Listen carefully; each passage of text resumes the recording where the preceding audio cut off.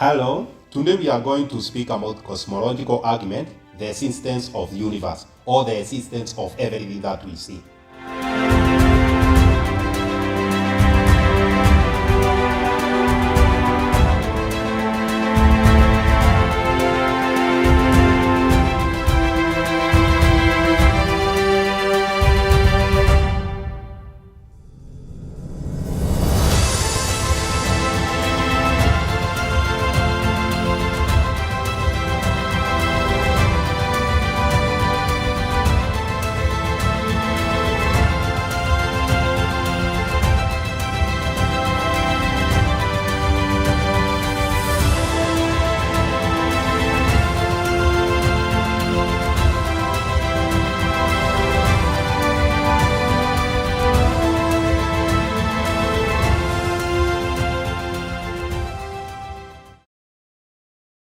Hi, my name is Tanner.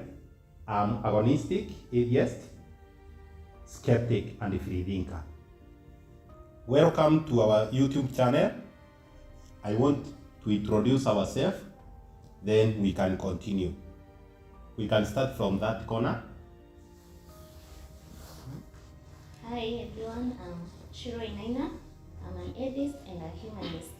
Hello, my name is Dorcas. I am an atheist, a humanist, a philosopher, a critical thinker, and a skeptic. Hello, my name is Eston. I am a free thinker, an atheist, and I'm also a humanist. Mambo vipi? My name is Morris. I'm an atheist, a humanist, or as you can say, a humanist who happens not to believe in God. Thank you. Hi everyone, my name is Murioki. I'm an atheist, a free thinker, and a vegan. Thank you. Hi, my name is Alvina Deshigu. I am an XJW, a skeptic, a musician, and all that good stuff. So, yeah. Adam's here. So I wear many hats. I'm an atheist. I'm a skeptic. I'm also a philosopher. And at the same time, I wear the hat of a free thinker.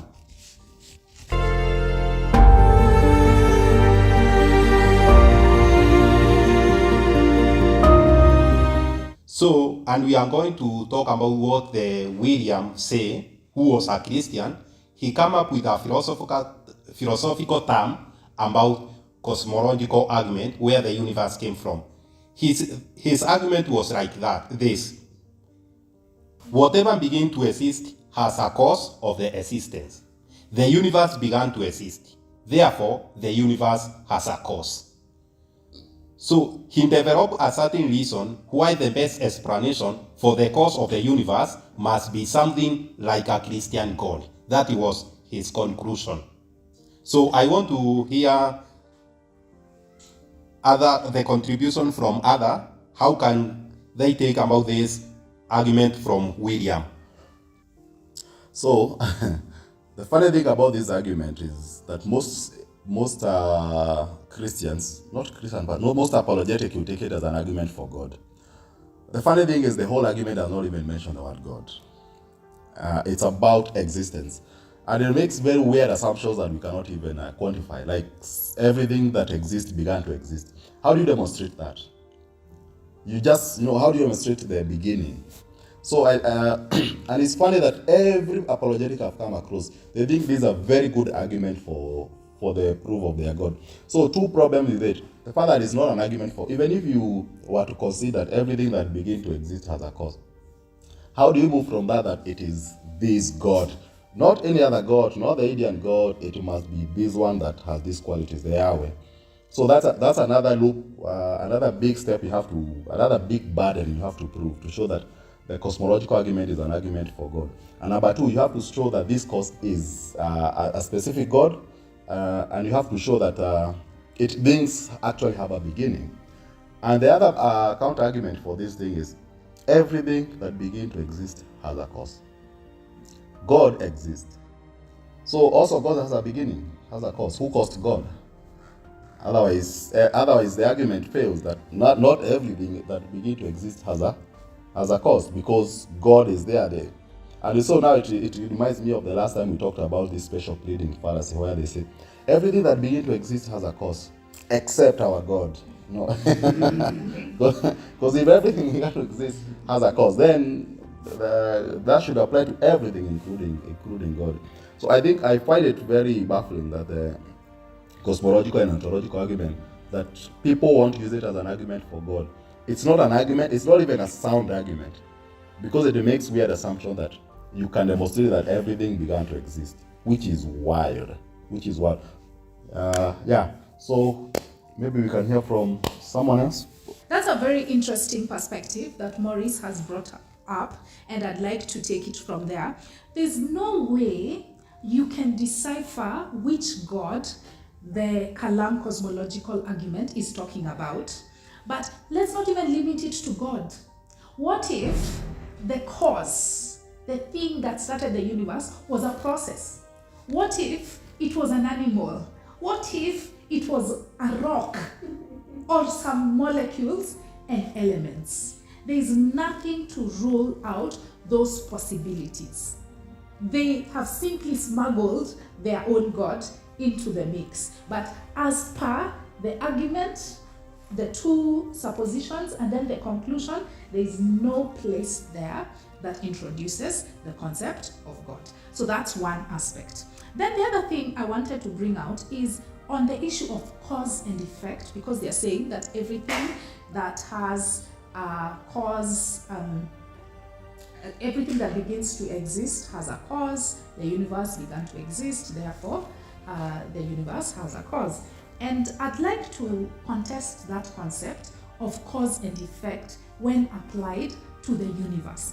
You see, you can have a certain quality that applies to the contents within something, but it might not apply to the whole. For instance, we can say that Morioki has a father and mother. Adams has a father and mother. As individuals, we all have mothers, we all have parents. But as humanity, we don't have a parent, that there's a parent that gave birth to the human race, right? So the quality applies to individuals, but it does not apply to the whole. And that's the same thing with the universe. We can talk about things that we observe which have a cause and effect within the universe, but we cannot talk about the universe as a whole. In fact, science has limits on what happened at the beginning of the universe. Before the Big Bang, the laws of science break down and we don't know what happened then. So anything we talk about before the Big Bang is mere speculation. It is an argument from ignorance. Then the last thing I'd like to say on this aspect, this argument, is on the idea of what they believe, right? So they are claiming that it's God who caused the universe to exist. So let's examine the details of what they are saying about how God created the universe. If you read the book of Genesis, chapter 1 and chapter 2, it explains how God created the universe. That explanation, my friends, is irrational, it's illogical, it's contradictory, like it's unscientific, and we can't go with that, right? So the argument, the assumptions, the Kalam cosmological argument, one, they do not lead to the Christian God, but even if we granted them, the explanations in the Bible on how the universe was created are not rational, they can't be believed. Yeah, I have something brief I want to say. For me, the universe represents chaos. You see, the sun gives you sunlight, but at the same time it causes drought. The same sun will give you sunlight and then cause drought. That's chaos. The rain will rain nicely. The same rain will give you floods. That to me shows chaos. There is no order. Because if it's something good, it will be good throughout. So at times you get good sunlight, then drought. Good rain, and then floods. That's pure chaos. Then in creation, I have issues with creation. Because God made the sun after light. He made the light first, then the sun afterwards. It doesn't connect how light came before the sun. Yeah, that's what I have to say. Thanks. So the principle, I can say it as there's this argument that everything that exists has a cause. So it is an argument actually that it is yet to be concluded, because there is no final conclusion for it. But I'm just going to say something little about it. Is that you see, there's a way things can exist without being caused. Like there are things that existed without being caused. So that is one of the arguments that the principle of sufficient reason.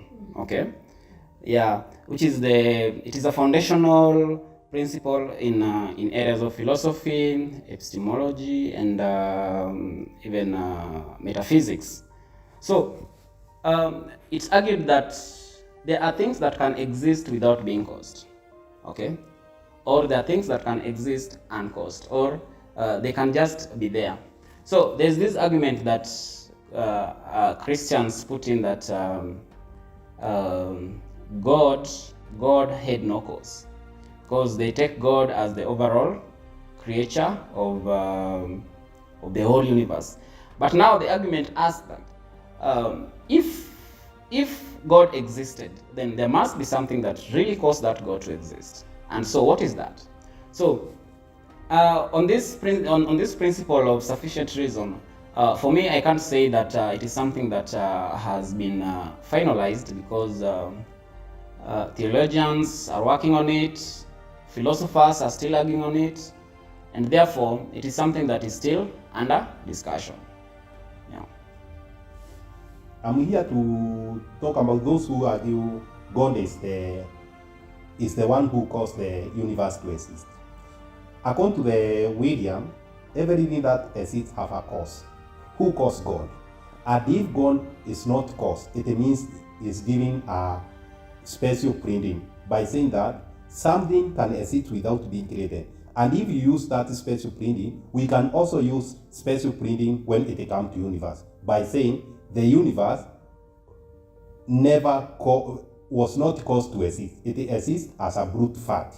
So if we can argue that God is a brute fact, we can also say universe is a brute fact by saying universe was not caused to exist. So if something can exist without being caused, it means God can exist without being caused, and we can use the same argument by saying universe can exist without being caused. And now, I just want to note that Christian obviously playing the devil's advocate. They say God is light. That is why he was able to create the sun before the light, or the light before the sun. But the other argument that normally comes, the being apart from apologetic, is the argument that science has a limit in terms of explaining causation. So they normally say that everything started at Big Bang. It's funny how they don't believe in Big Bang, but we come to refuting this argument, they want to quote Big Bang. They say that the maximum, the first answer can take you is the origin, is the Big Bang. And they ask you what was there before. And you see, the Big Bang does not explain mostly the origin of the matter. Big Bang is a physical process that happened. We don't know what was before the Big Bang, because of course matter had to be there. Maybe we don't know if it existed for eternity. We don't know if Big Bang, actually the expansion is, they normally call it a cyclic. It's like a spring. It's expanding and then it's contracting. We don't know. We have only observed it for the last 14 billion years. So it does not mean that God, that does still does not take you to God. Even if you argue that the Big Bang, that's why the sun is God. At least, even if the sun takes you 14 billions back, creation cannot take you about 7,000 years back. So it's not an argument. The argument that there is a cause, that's where that argument should collapse, that everything that begins to exist has a cause. Until you demonstrate that actually that is true. Because that is a preposition. The first preposition is everything that begins to exist has a cause. Until you demonstrate that is true, and I don't know how you can do that, then you have no have no business going to the second preposition or even to the conclusion, because then that means they do not follow each other. Yeah, that's what I wanted to say. Now, we have established that the cosmological argument, the version by William Lane Craig, the Kalam cosmological argument, does not hold water. But even if we granted it to Christians and we said, you know what, okay, we'll give it to you that the universe had a cause. Now, what is your proposition? How do you explain the formation of the universe? What they have for us is the Bible. Now, as I had alluded previously, that the biblical account of cosmology, of the beginning of the universe, is highly contradictory and unscientific. Let me give you more examples. Now, the sequence in which the universe was created. First of all, let me backtrack. It says that in the beginning, the Spirit of God was hovering over the water. What is water? A creation. So it means that water pre-existed before the universe itself was created. Again, that is a contradiction. It does not make sense. Secondly, as my friend said, that in the biblical account, day and night came after the sun and the moon and the stars came after day and night had been created. That is unscientific. Science tells us that day and night comes from the fact that the earth rotates around its axis. So the side of the earth that is facing the sun will be day, and the side of the earth that is facing away from the sun will be night. That's how we have day and night. Without the sun, you cannot have day and night. Yet, according to the Bible, day and night preceded the sun, moon, and stars, because the sun, moon, and stars came later. So it is unscientific on that front. Another problem I have with the biblical account of how the universe came to be was on the story of the creation of man. You find that in one account it says that man and woman were created by God at the same time. That is in chapter 1. Then when you go to chapter 2, it says that the woman was made out of man's rib. Which is which? Make up your minds, Christians. Yeah. Yes, girl, yes. Yeah, and then another problem I have is that on the seventh day of creation, God rested. So tired. He was so tired. First of all, what has he been doing all this time to make him so tired? He just proclaims, "Let there be light." All he's doing is talking. And then you want to tell me, "Hey, this talking, it's making me so tired." And before the universe was created, he was just lounging. The Spirit was hovering over the earth, so he wasn't even exerting himself. Yeah. And then now, actually, just the talking is enough to make him rest on the seventh day. And lastly, another problem I have with the creation account is it says that the tree of the knowledge of good and evil, or is it the tree of life? The tree of life was placed in the middle of the Garden of Eden. Why would God place a landmine in the middle of paradise? It's like he's setting a trap for the human beings. He knows that these people will become tempted and then they will come and eat that fruit from the tree. It really does not make sense. That creation account of the universe is child's play. Even a child would have objections to it. So I'm not boarding, dear Christians. So about the creation accounts, you cannot discuss the cosmological argument without touching the creation account. And I have 3 reasons why I've been disagreeing with the creation account itself. For example, it lacks evidence, of course, because you see, creationism often criticizes lack of scientific evidence to support its claims. So many of the claims made by creationists are not testable and testifiable. Another thing again I have against the creation account is conflict with scientific theories. We know very well that scientific theory of evolution, which is actually it's regarded as one of the most theories that at least have made trial to explain how things evolved on the universe. Another thing is about there's always also a disagreement, okay, within the creationists themselves. So, for example, there are many different versions of creationism, okay, and different creationists holds different bodies and beliefs about the age of the earth, okay, a method of creation and even the role of God in the process.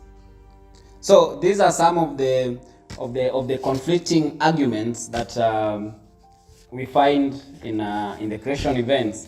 So to conclude, I would just and also just to add, there's also separation of church and state.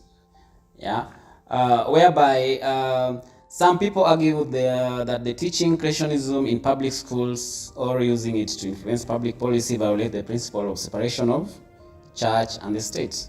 Okay, which is something that is enshrined in many of the government's institutions. Each country they have to study it. Okay, and so just to conclude is that the scientific overall community generally rejects creationism as unscientific and unsupported by evidence. Yeah, I want to add also, look at the Earth is a planet. Then you look at Mars, Venus, those are planets. But in the Bible, they are not mentioned. They are very distinct from stars. So it's like the person who wrote creation didn't know were planets. So they just said heavenly bodies. Those are the earths. They are the earths, but they say they didn't know they were planets at that time. Then even when the moon is not a light. It's like a small earth. But they mention like it's like a light. So they didn't know the moon is like a small earth. Yeah, just that. Thanks. Yeah, so I've heard all those arguments also, but now no one has ever told me who created God. If God created everything and no one created God, I've decided to worship that who created God, and that is no one. Now, on this, to summarize, the story of creation, first of all, I think Christians or apologetic cannot have their cake and eat it. If you go by creation, you have to discard the story of Big Bang and scientific theory, because first of all, they have very wild timelines. Creation is, if you follow the Bible chronological event, it tells you the Earth is probably 6,000-7,000 years, 10,000 maximum. It's there, you can calculate it because they give ages of everybody who gave birth to the next one. Noah gave birth to this one and they died at this age. This until you can come to the Noah, and then you can come all the way to Jesus, and then of course from around Jesus' time is 2,000 years. So the earth, if you believe in creationism, the earth cannot be more than 10,000 years. And then you want to use Big Bang, which is 14 billion plus years, to justify this other argument. You have to choose one or the other. And of course, the Bible, the creation story, or the Bible existence story does not make sense. The issue of talking snake, it's 2023, but we have to. The Revelation is talking about stars falling on their time. The stars will be falling on the earth. If you think of the size of the stars, most of the stars we see are galaxies. If you think the size of the stars, how big those galaxies are, it tells you how clueless the person who wrote that statement is. That those galaxies can come falling onto the earth. So I think I appreciate the Aquinas argument and Columb and Craig. They were seeing the ridiculousness of the creationist story, and they are trying to sugarcoat it with this, to merge the science and the creationist. But it doesn't add up. Choose one, and if you're going to make an argument finally about anything, let's say an argument about a phone, you must mention phone in the prepositions. Otherwise, you cannot insert it in the conclusion. The cosmological argument does not mention God in the prepositions and in the conclusions. Therefore, it's not an argument. Stop making it an argument for God. And it especially, and also to assume that even if you demonstrate an argument for God, it has to be my God, the one you're luckily born into, not the other gods. It doesn't add up. It's a lot of work you have to do. Cosmological argument is not an argument. It's not an argument, and even if you admit it's an argument, it's not an argument for God.